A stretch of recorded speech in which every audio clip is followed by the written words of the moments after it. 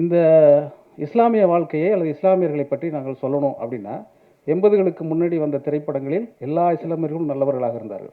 80க்கு பிறகு வந்த எல்லா சினிமாவிலும் இஸ்லாமியர்கள் தீவிரவாதிகளாக காட்டப்பட்டார்கள். இது ஏன் மாறுனுச்சு அப்படிங்கிறத ஒரு விவாதமாக இன்றைக்கு எல்லா இயக்குநர்களும் பேசினார்கள்.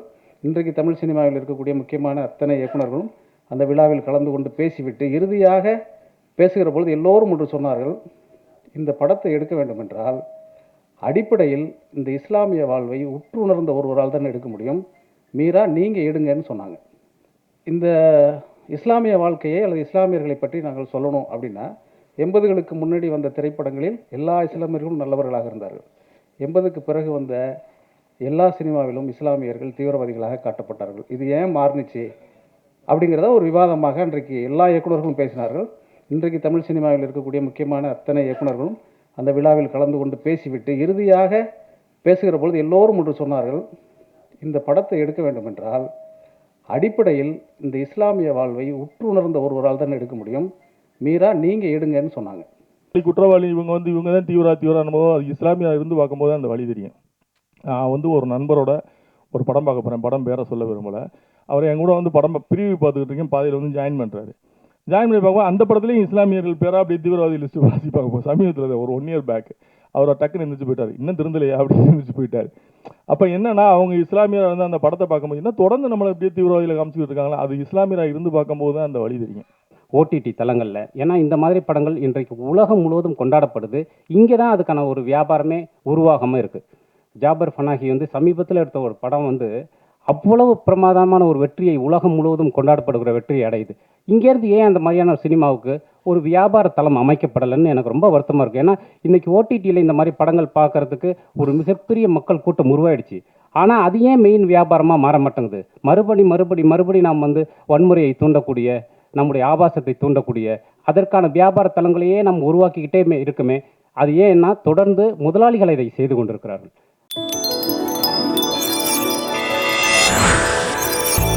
வாழ்வையும் இயற்கையின் மருத்துவத்தை தினந்தோறும் சொல்லி வரும் வயிறையும் வாழ்க்கையையும் மக்கள் நலன் என்று உலகிற்கு சித்தத்தை சேர்க்கும் சிவராமன் அவர்களை பேச அழைக்கிறோம். சார், எங்க ஊடகவியலாளருக்கு காலை மதியம் ஒரு டிப்ஸ் போறப்ப கொடுத்துட்டு போங்க சார்.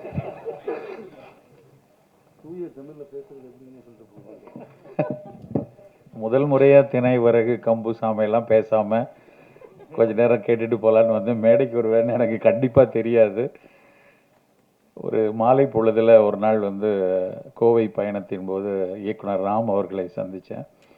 அப்போ நானும் ஒரு 5 நிமிடம் ஒன்றா நடந்து போயிட்டு இருக்கும்போது வேகமாக சொன்னாங்க, தொடர் உங்களுக்கு பிடிக்கும், கண்டிப்பாக ஹபீபின்னு ஒரு படம் வரப்போகுது, அந்த படம் வரும்போது மீரான்னு ஒருத்தங்க பண்ணியிருக்காங்க, எனக்கு உண்மையிலேயே மீரா கதிரவன் அப்படிங்கிற வார்த்தை கூட எனக்கு தெரியாது, நான் கண்டிப்பாக நீங்கள் பார்க்கணும் அப்படின்னு சொன்னாங்க. அதோட நான் அதுக்கப்புறம் மறந்துட்டேன்.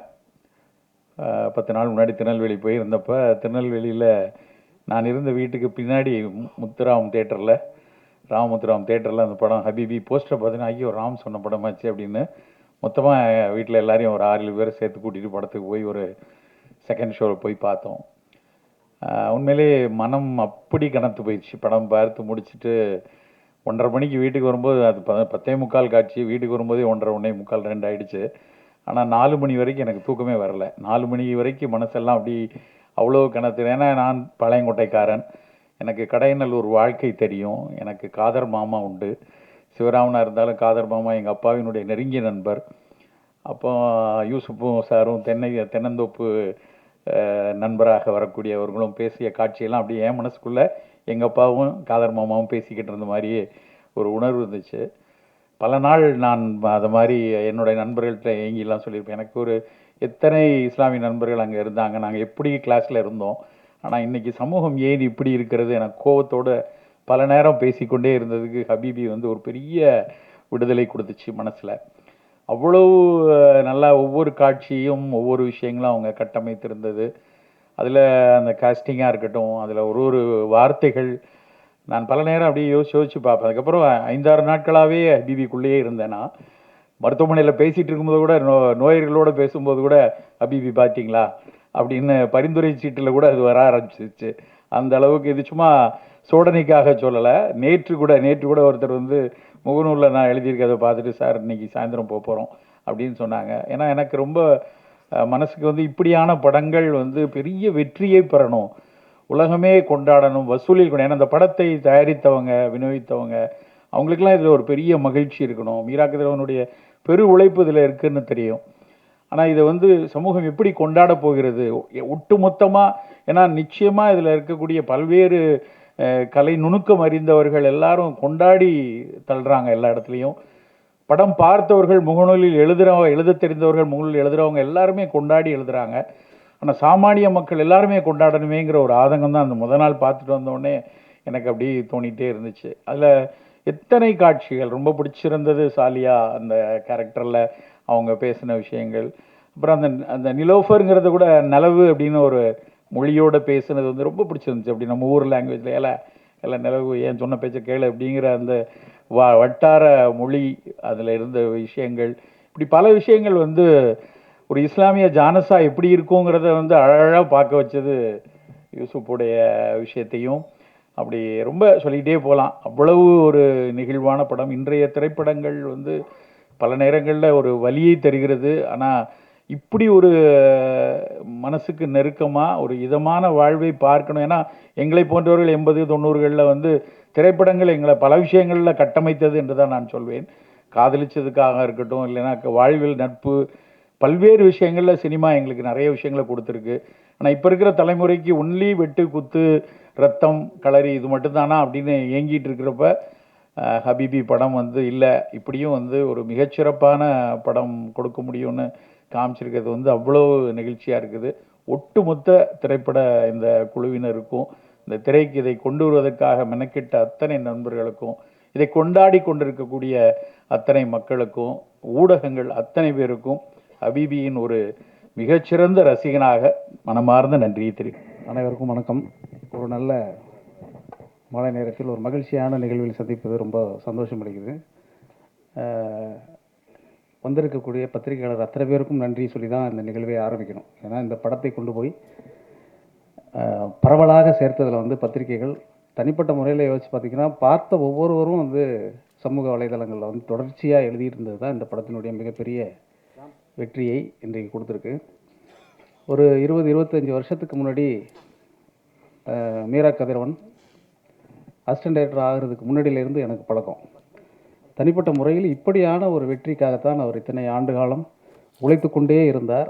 அவர் எட்டிய இலக்கை இன்றைக்கு தொட்டுவிட்டார் அப்படின்னு நினைக்கும் பொழுது எனக்கு ரொம்ப மகிழ்ச்சியாக இருக்கிறது. நான் மீராவுக்கும் காலத்திற்கும் நன்றியை தெரிவித்துக்கிறேன். முதல்ல என்னோட நன்றி. அப்புறம் இந்த படத்தை பற்றி சொல்லணும்னா சொல்லிக்கிட்டே இருக்கலாம். ஆனால் இது நன்றி தெரிவிக்கிறதுனால நிறையா சொல்ல முடியாது. குறிப்பாக நான் சொல்லணும்னு ஆசைப்பட்டது வந்து மரியாதைக்குரிய ஐயா கஸ்தூர்ராஜா அவர்கள். ஒரு பாடலாசிரியராக, இயக்குனராக, அவருடைய எல்லா முகத்தையும் பார்த்து முதல் முறையாக அவர் நடிகராக பார்க்கும்பொழுது ரொம்ப மகிழ்ச்சியாக இருக்குது. அது மிகப்பெரிய வெற்றி படமாக இருக்குது. இனி வரக்கூடிய எல்லா வெற்றி படங்களிலும் அவரே அப்பாவாக இருப்பார், தப்பாமல் இருப்பார் அப்படின்னு நினைக்கிறேன். ரொம்ப சந்தோஷம் அளித்தது. இந்த படத்தை வந்து தூக்கி சுமந்ததில் நிறைய பேருக்கு பங்குண்டு. மேடையில் அமர்ந்திருக்கக்கூடிய சுரேஷ் கமர்ச்சியாக இருக்கட்டும், நேசம் என்டர்டெயின்மெண்ட், அதேமாதிரி இந்த படத்தை வெளியீடு செய்த அவங்க, அப்படி ஒவ்வொன்றா யோசிச்சு பார்த்தாக்க இந்த அரங்கத்தில் இருக்கக்கூடிய நீங்கள் எல்லோரும் எப்படி இந்த படத்துக்கு முக்கியமாக இருந்தீர்களோ அதே மாதிரி தனிப்பட்ட ஒவ்வொருவரும் இந்த மீராவினுடைய வெற்றியை, இந்த ஹபீபியினுடைய வெற்றியை வந்து கொண்டாடி இன்றைக்கு தீர்க்கிறார்கள் என்றால் அதுக்கு ஒருத்தர் பரஸ்பரமான இந்த பூமி, இந்த தமிழ்நாட்டினுடைய மரபு அப்படின்னு யோசிச்சு பார்த்தா ரொம்ப ஆச்சரியமாக இருக்கிறது. இப்படி ஒரு படம் வரவே இல்லை 100 ஆண்டு கால தமிழ் சினிமாவில் என்று சொல்லக்கூடிய அளவிற்கு இஸ்லாமிய வாழ்வியலை ரொம்ப நுட்பமாக எடுத்து தொட்டு காட்டியிருக்கிறார். ஒரு பெரிய வாசலை வந்து மீரா கதிரவன் திறந்து விட்டுருக்காருன்னு தான் சொல்லணும். குறிப்பாக இந்த படத்துக்கு பின்னால் நிகழ்ந்த சம்பவங்கள் எல்லாமே எனக்கு ஞாபகத்துக்கு வருது. ஒரு 5-6 வருஷத்துக்கு முன்னாடி மீரா இந்த படத்தினுடைய திரைக்கதை எழுதிய நண்பர் தோழர் முகமது அமீன் அவர் வந்து ஒரு முறை வந்து சொன்னார், தமிழ் திரைப்படங்களில் ஏன் இஸ்லாமியர்களை வந்து ஒரு தீவிரவாதிகளாகவே காட்டுகிறார்கள் அப்படிங்கிற ஒரு ஏக்கத்தோடையும் கோபத்தோடையும் ஆதங்கத்தோடையும் வந்து ஒரு முறை பேசிகிட்டு இருக்கும் பொழுது இதை பற்றி ஒரு கலந்துரையாடல் ஏற்பாடு பண்ணணும் அப்படின்னு சொல்லி எல்லா இயக்குனரோடு நீங்கள் பயணிச்சிருக்கிறதுனால நீங்கள் கூப்பிட்டா வருவாங்க அப்படின்னு சொல்லி ஒரு நிகழ்வை வந்து ஒரு 6 வருடத்திற்கு முன்னாடி நினைக்கிறேன் கவிக்கோ மன்றத்தில் ஏற்பாடு செய்தோம். தமிழில் அன்றைக்கு முக்கியமாக இருந்த அத்தனை இயக்குனர்களும் வந்து அதில் கலந்து கொண்டார்கள். அதில் கலந்து கொண்டு எல்லோரும் பேசுகிற பொழுது ஒரு விஷயத்தை சொன்னார்கள். இந்த இஸ்லாமிய வாழ்க்கையை அல்லது இஸ்லாமியர்களை பற்றி நாங்கள் சொல்லணும் அப்படின்னா 80களுக்கு முன்னாடி வந்த திரைப்படங்களில் எல்லா இஸ்லாமியர்களும் நல்லவர்களாக இருந்தார்கள். 80க்கு பிறகு வந்த எல்லா சினிமாவிலும் இஸ்லாமியர்கள் தீவிரவாதிகளாக காட்டப்பட்டார்கள். இது ஏன் மாறுனுச்சு அப்படிங்கிறத ஒரு விவாதமாக இன்றைக்கு எல்லா இயக்குநர்களும் பேசினார்கள்.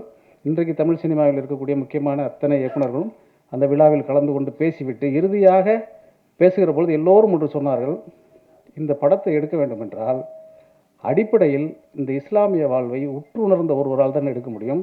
மீரா நீங்கள் எடுங்கன்னு சொன்னாங்க. நான் எடுக்கிறேன் என்று அவர் இதயத்தில் தாங்கி கொண்டு சுமந்த அந்த கதை 6 ஆண்டுகளுக்கு பிறகு திரைப்படமாக வந்து இன்றைக்கு வெற்றியும் அடைந்திருக்கிறது. எனவே எல்லோருடைய கோரிக்கையும் நிறைவேறி இருக்கிறது. அந்த கோரிக்கையை நிறைவேற்றிய பெருமையை, நன்றியை மீராவுக்கு தெரிவித்துக் கொள்கிறேன். இந்த நிகழ்வில் சம்பந்தப்பட்டிருக்கக்கூடிய அத்தனை பேருக்கும் தனிப்பட்ட முறையில் எனக்கு வந்து நான் சொல்லணும்னா, தமிழ் சினிமாவில் இருக்கக்கூடிய அத்தனை தொழில்நுட்ப கலைஞர்களும் இந்த படத்தை வந்து தனிப்பட்ட முறையில் என்னிடம் தொலைபேசி செய்து இதை பார்த்துட்டு ரொம்ப மகிழ்ந்து பரவசப்பட்டு இப்படி ஒரு வாழ்க்கை, இப்படி ஒரு படம் அப்படின்னு சொல்லுகிற பொழுது நான் மறுபடியும் என்னுடைய நண்பன் ஜெயித்து விட்டான் என்கிற சந்தோஷத்தோடு இந்த மேடையில் இருக்கிறேன். உங்கள் எல்லோருக்கும் நன்றி, வணக்கம்.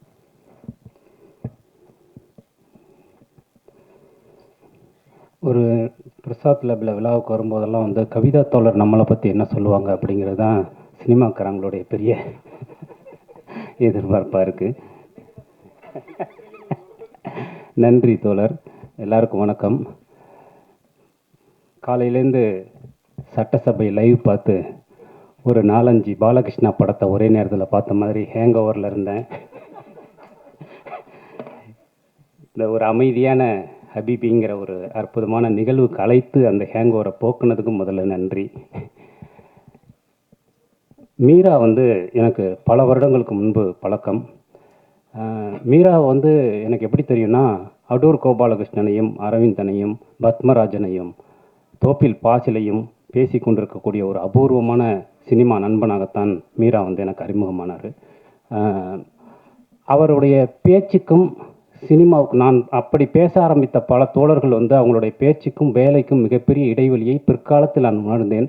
ஆனால் அன்றைக்கு என்னிடம் பேசிக்கொண்டிருந்த அதே மீராவை இன்று வரைக்கும் நான் அந்த சினிமா துறையில் பார்த்து கொண்டிருப்பதுங்கிறது பெரிய விஷயம்.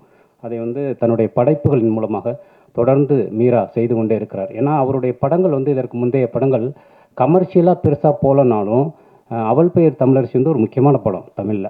அது அந்த ஸ்பேஸில் பாவை கூத்து பின்புலத்தில் சொல்லப்பட்ட ரொம்ப முக்கியமான கதை. அது முழுமையடையாமல் போயிடுச்சு. அதே மாதிரி தான் 2வது படமும். அப்படி வந்து தொடர்ந்து அவர் வந்து ஒரு நல்ல சினிமாவுக்கும் வியாபாரத்துக்கும் இடையில் கடந்து போராடிட்டே இருக்கிறத வந்து நானும் யுகபாரதி நானும் பார்த்துக்கிட்டே இருப்போம். அந்த அவஸ்தையை வந்து பார்த்துக்கிட்டே இருக்கும்போது, ஏன்னா அந்த அவஸ்தையை நாங்களும் அனுபவித்திருக்கிறோம். அதில் கண்டிப்பாக மீரா என்னைக்காவது ஒரு முழுமையான வெற்றியை அடைவார் அப்படிங்கிற எதிர்பார்ப்பை ஹபீபி பூர்த்தி செய்திருக்கிறது. அதற்காக வந்து உங்கள் எல்லோருக்கும் மீராவின் சார்பாக நன்றி. ஏன்னா இந்த படம் வந்து வந்த பிறகு நான் இந்த ஹபீபி பார்த்துட்டு யுகபாரதி அண்ணனுக்கு ஃபோன் பண்ணி பேசினேன்.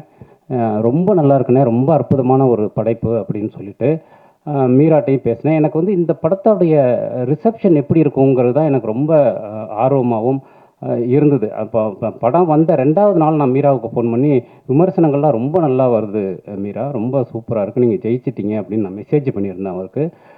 ஸோ எனக்கு ரொம்ப சந்தோஷம். இந்த மாதிரியான ஒரு படத்தை இன்றைய சூழலில் ஊடகங்கள் வந்து கொண்டாடி தீர்த்துருக்கீங்க. அதுக்கு வந்து என்னுடைய பெரிய நன்றி ஒரு படைப்பாளியாக. ஏன்னா இது ஒரு பெரிய ரெஸ்பான்சிபிலிட்டி. நான் ஹபீபி படத்தை எப்படி பார்க்குறேன்னா, தமிழ் இலக்கியத்தில் வந்து இஸ்லாமியர்களுக்கு வந்து ஒரு மிகப்பெரிய வரலாறு இருக்குது. சீரா புராணத்தில் தொடங்கி தோப்பில் முகமது மீரான் வரைக்கும் ஒரு மிகப்பெரிய வரலாறு இருக்குது. தமிழக அரசியல் வரலாற்றில் இஸ்லாமியர்களுக்கு மிகப்பெரிய பங்கு இருக்குது. ஆனால் தமிழ் சினிமாவில் மட்டும் எப்படி அது நடக்காமலே போயிடுச்சு அப்படிங்கிற ஒரு மிகப்பெரிய வருத்தம் வந்து எனக்கு இருக்கும். யுகபாரதி என்ன சொன்ன மாதிரி, ஒன்று இஸ்லாமியர்களை தீவிரவாதிகளாக கறிக்கடை பாய்களாக மட்டுமே நம்ம பார்த்துருக்கோம். இல்லை அப்படின்னா கடைசி நேரத்தில் ரத்தம் சொட்ட சொட்ட நானும் இந்தியன் தாண்டா அப்படின்னு சாவுற ஒரு இஸ்லாமியை நான் பார்த்துருக்கோம். ஒன்று இழிவுபடுத்துவார்கள் அல்லது புனிதப்படுத்துவார்கள். இது ரெண்டுமே இல்லை. உண்மையிலேயே ஒரு தலித் சினிமா, இஸ்லாமிய சினிமாங்கிறது என்ன நான் பார்க்குறேன்னா, அரசியல் புரட்சி அவர்களுடைய பிரச்சனை பேசுவதெல்லாம் இல்லை. முதல்ல அவர்களை மனிதர்களாக காட்டுவது, அவர்களுடைய ஈஸ்தட்டிக்கை காட்டுவது, அவர்களுடைய உணர்வுகளை உண்மையாக காட்டுவது, அதுதான் உண்மையிலேயே ஒரு தலித் சினிமா, உண்மையிலேயே ஒரு இஸ்லாமிய சினிமா.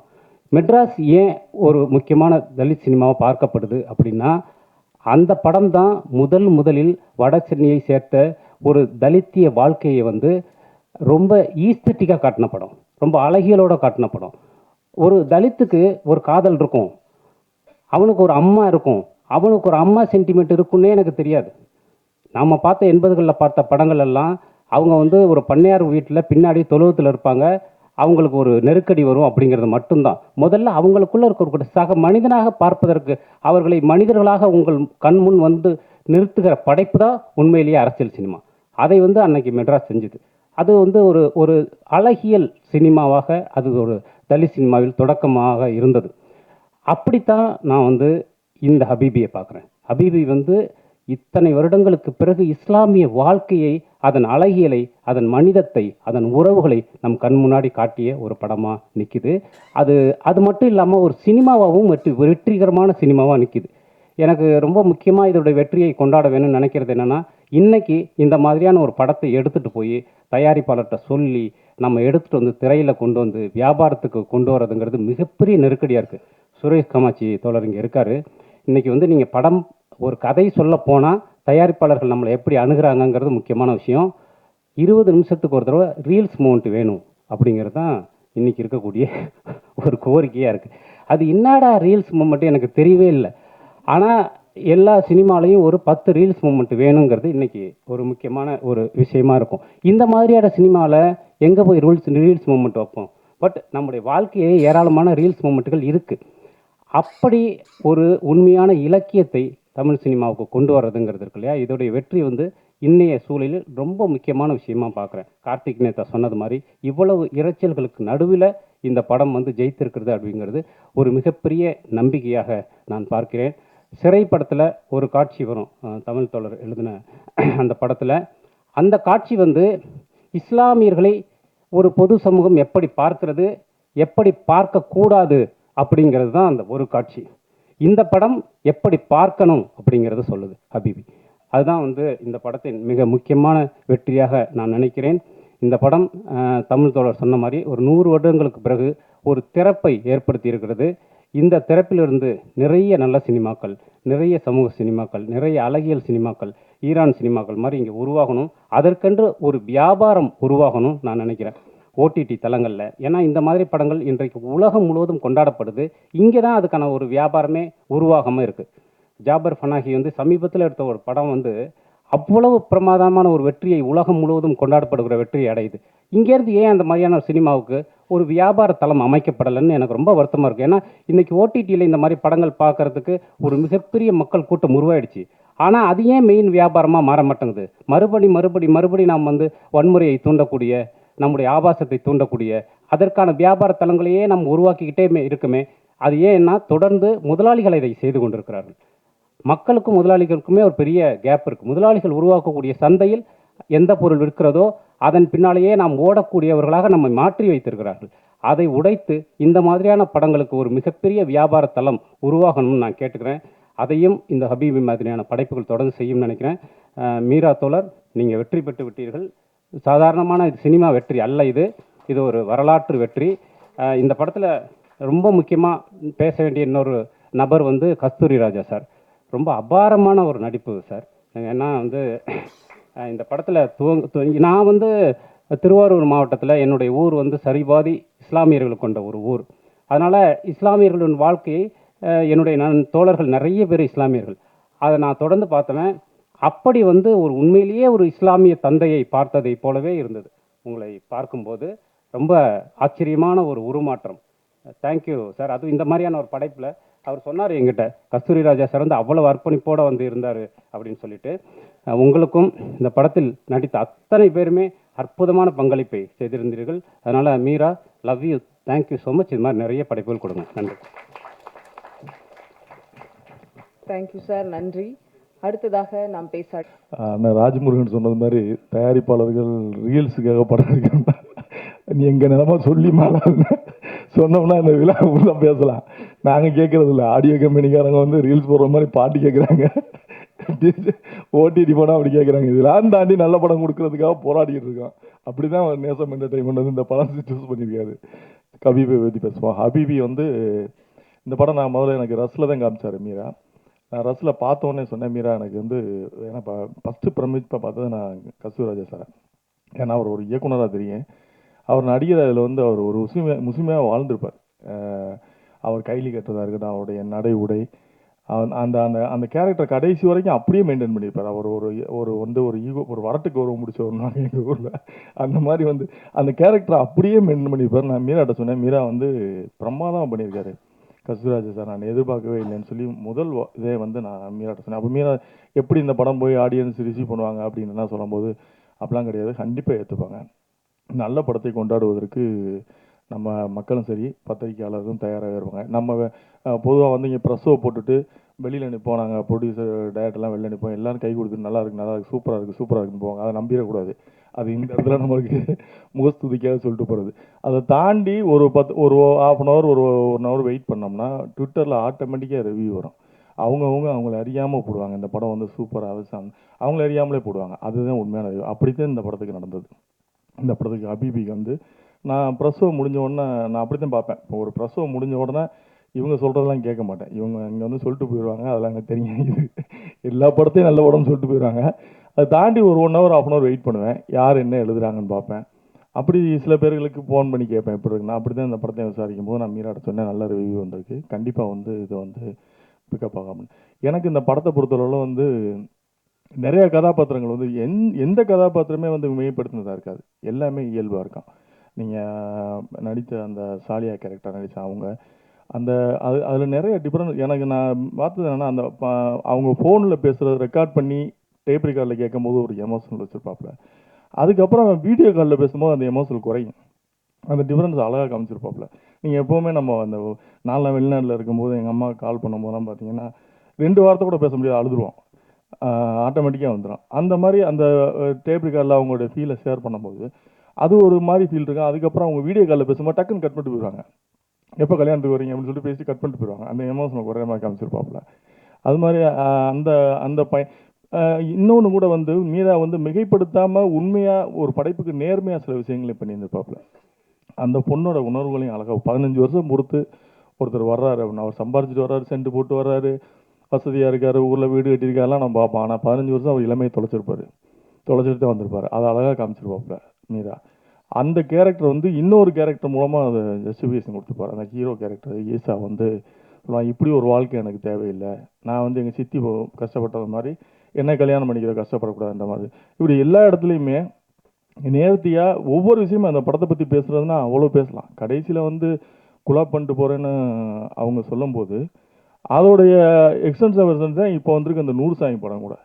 இப்படி நல்ல படங்கள் வந்து இன்னைக்கு தமிழ் சினிமாவில் வந்துகிட்டு இருக்கிறது உண்மையாகவே ரொம்ப மகிழ்ச்சியாக இருக்குது. என்னென்னா, நம்ம இந்த தமிழ் சினிமா தான் வந்து 5 சிஎம்ஐ கொடுத்த ஒரு மாநிலம் நம்ம மாநிலம், தமிழ் சினிமாவிலேருந்து வந்தவங்கள.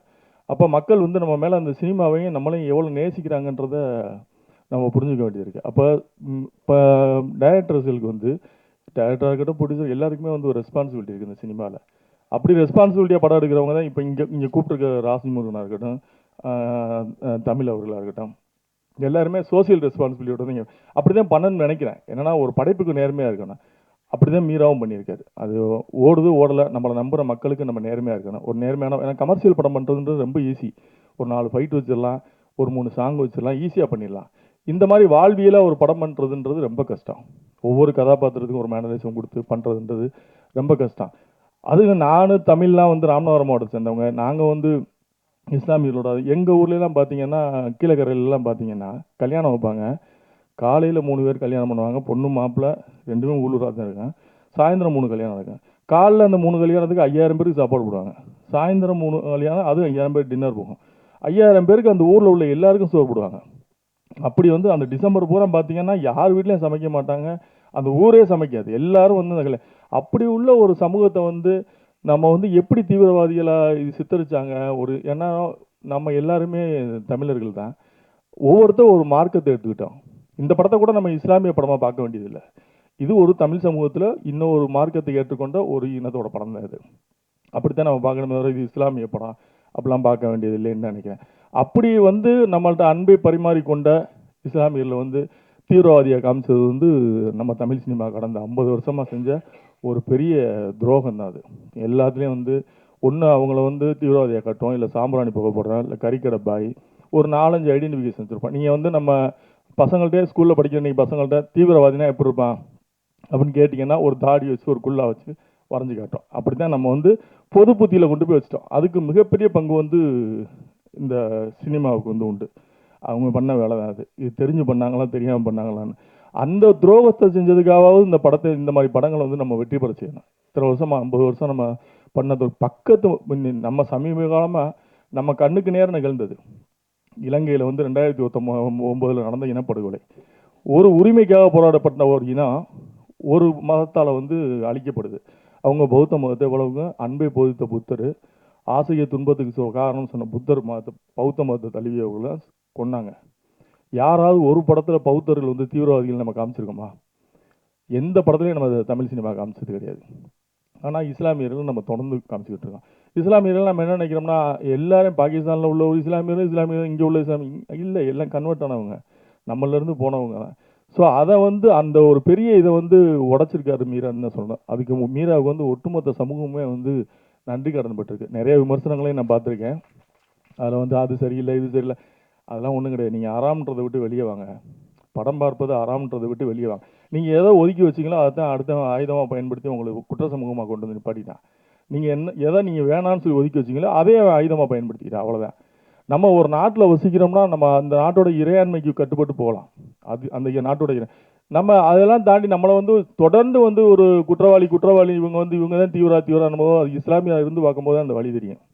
நான் வந்து ஒரு நண்பரோட ஒரு படம் பார்க்க போகிறேன், படம் பேரை சொல்ல விரும்பலை. அவர் என் கூட வந்து படம் பிரிவு பார்த்துக்கிட்டு இருக்கேன், பாதியில் வந்து ஜாயின் பண்ணுறாரு. ஜாயின் பண்ணி பார்க்கும்போது அந்த படத்துலையும் இஸ்லாமியர்கள் பேராக அப்படியே தீவிரவாதி லிஸ்ட்டு வாசி பார்க்க சமீபத்தில் ஒரு 1 இயர் பேக் அவரை டக்குன்னு இருந்துச்சு போயிட்டார். இன்னும் திருந்தலையா அப்படின்னு இருந்துச்சு போயிட்டார். அப்போ என்னன்னா அவங்க இஸ்லாமியராக வந்து அந்த படத்தை பார்க்கும்போது என்ன தொடர்ந்து நம்மளை அப்படியே தீவிரவாதியில் காமிச்சிக்கிட்டு இருக்காங்களா, அது இஸ்லாமியராக இருந்து பார்க்கும்போது தான் அந்த வழி தெரியும். அதை உடைச்சதுக்கு வந்து உண்மையாகவே மீராவுக்கு வந்து நான் உட்பட எல்லாருமே வந்து நன்றி கடன் பட்டிருக்கான். என்னன்னா வந்து அவர்கள் வேறு இல்லை, நம்ம வேறு இல்லை, நம்ம எல்லாருமே வந்து ஒரு இனம் சார்ந்தவர்கள். நான் வெளிநாடுகள்லாம் பார்த்துருக்கேன். இஸ்லாம் எங்கள் வழி, இன்பத் தமிழ் எங்கள் மொழின்னு முழக்கம் வைப்பாங்க. அவ்வளோ நம்ம கூட ஒன்றின் ஒன்றாக இணைந்திருக்கவர்களை வந்து நம்ம வந்து அப்படி பிரித்து பார்க்க வேண்டிய அவசியம் இல்லைன்னு எனக்கு தோணுது. இந்த படம் வந்து நம்மளால் கொண்டாடப்பட்டிருக்கு. பத்திரிகையாளர்கள் நீங்கள் வெகுவாக இந்த படத்துக்கு சப்போர்ட் பண்ணியிருக்கீங்க. நல்ல படங்களை நீங்கள் எப்போதுமே ஆதரிக்கிறீங்க. இந்த படத்துக்கு அப்படி தான் நிறைய ஆர்கானிக்காக வந்து நிறைய சோசியல் மீடியாவில் நிறைய அது ரொம்ப பிடிச்சிருந்தது. நான் சல்லியர்கள் படத்துக்கு அப்படி தான் பார்த்தேன். நிறைய பேர் சோசியல் மீடியாவில் எழுதினாங்க. அது மாதிரி இந்த படத்துக்கு வந்து நம்ம இப்போ ஃபேஸ்புக்கை ஓப்பன் பண்ணால், ட்விட்டர் ஓப்பன் பண்ணால் ஹபீபி தான் வருது. ஹபீபியை பற்றி எழுதுகிறாங்க. நேற்று கூட பார்த்தேன், புக் மை ஷோவில் வந்து சென்னையில் வந்து 3 தேட்டர் தான் இருந்தது. இன்றைக்கி பார்த்தா கிட்டத்தட்ட ஒரு 20-30 தேட்டர் எக்ஸ்டன் ஆயிருக்கு. ஸோ இது மீராவுக்கு வந்து மிகப்பெரிய வெற்றி படம். மீராவுடைய கனவு நனவாயிருக்குன்னு சொல்லணும். ஏன்னா வந்து மீரா வந்து இந்த படத்துக்காக எவ்வளோ போராடினாப்லன்னு நமக்கு தெரியும். இதெல்லாம் தாண்டி நம்ம ரொம்ப பாராட்டப்படக்கூடியவர் வந்து நேசம் என்டர்டெயின்மெண்ட் அந்த இப்ராஹிம். ஏன்னா இப்படி ஒரு கதையை எடுத்துகிட்டு ஒரு 4-5 வருஷமாக வந்து அவர் வெயிட் பண்ணிக்கிட்டு இருக்காரு அப்படின்றதே வந்து அண்ணன் சொன்ன மாதிரி ரீல்ஸுக்கு படம் எடுக்காமல் அவர் அந்த கதையை கேட்டு அவர் ஒத்துக்கிட்டதுக்கு வந்து உண்மையாகவே அவருக்கு நன்றி சொல்லலாம். அதை தாண்டி இந்த படத்தை ரிலீஸ் பண்ணுறதுக்கு ஜிகே கருப்புசாமி அவர் அந்த படம் பார்த்த உடனே இந்த படம் வந்து நான் ரிலீஸ் பண்ணுறேன்னு சொல்லிட்டு ராகுலோட துணையோட இந்த படத்தை ரிலீஸ் பண்ண முன்னது அவருடைய ஏற்கனவே ஒரு படம் பறந்து போன் பண்ணார், அதுவும் வெற்றி படம். அவருக்கு இந்த படமும் அவருடைய கம்பெனிலேருந்து இதுவும் அவருக்கு ஒரு வெற்றி படமாக அமைஞ்சிருக்கு. அவருக்கும் என்னுடைய வாழ்த்துக்கள். நடித்த அத்தனை பேருக்கும் என்னுடைய வாழ்த்துக்கள். ஈசா உனக்கு ஸ்பெஷல் தேங்க்ஸ்ரா. உடம்பை ஏற்றி இறக்கியிருக்க, ரொம்ப கஷ்டம். ஏற்றுறது ரொம்ப கஷ்டம், ஈஸி. இறக்குறது ரொம்ப கஷ்டம். பரவாயில்ல, அந்த படத்துக்காக அர்ப்பணிச்சிருக்க. உனக்கு நல்ல லைஃப் கொடுத்துருக்காரு மீரா, அதை பயன்படுத்திங்க. மாளவியா மனோஜுக்கும் வாழ்த்துக்கள். அனைவருக்கும் நன்றி.